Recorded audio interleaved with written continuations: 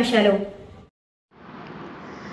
తిరుమల శ్రీవారి ఆలయంలో శాస్త్రోక్తంగా ముగిసిన శాంతి హోమం. లోక కళ్యాణార్థం సర్వదోషాల నివారణకు శాంతి హోమం. TTD EO J Shyamala Rao. భక్తులు సాయంత్రం పూజా సమయంలో క్షమా మంత్రాన్ని పఠించాలి.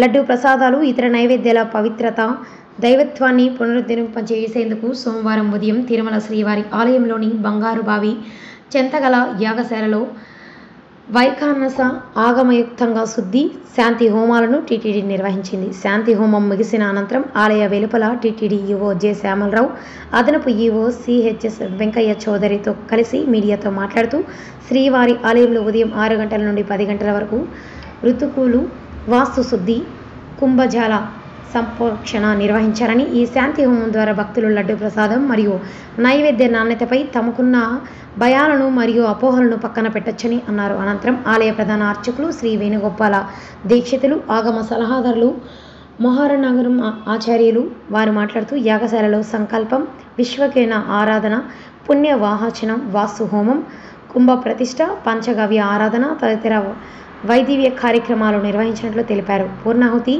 అనంతరం కుంభ ప్రక్షోభణ నిర్వహించి విశేష నైవేద్యం కూడా సమర్పించినట్లు తెలిపారు. ఇక నుంచి లడ్డు ప్రసాదాలు నైవేద్యాలకు ఎలాంటి దోషాలు ఉండవని, భక్తులు సంతోషంగా స్వీకరించవచ్చని తెలిపారు. సాయంత్రం 6 గంటలకు శ్రీవారి భక్తులు తమ ఇంటిలో దీపారాధన చేసే సమయంలో క్షమా మంత్రాలైన ఓం నమో నారాయణ, ఓం నమో భగవతే వాసుదేవాయ, ఓం నమో వెంకటేశాయాలను పఠించి శ్రీవారి అనుగ్రహం పొందగలరన్నారు. ఈ కార్యక్రమంలో జేఈఓ శ్రీ వీరబ్రహ్మం, ఆలయ డిప్యూటీ ఈఓ లోకనాథం, ప్రధాన అర్చకులు గోవిందరాజ దీక్షితులు, శ్రీ కృష్ణ శేషాచల దీక్షితులు, ఆగమ సలహాదారులు రామకృష్ణ దీక్షితులు, సీతారామ దీక్షితులు, వేద పారాయణదారులు, ఋత్వికులు మరియు ఇతర అధికారులు తదితరులు పాల్గొన్నారు.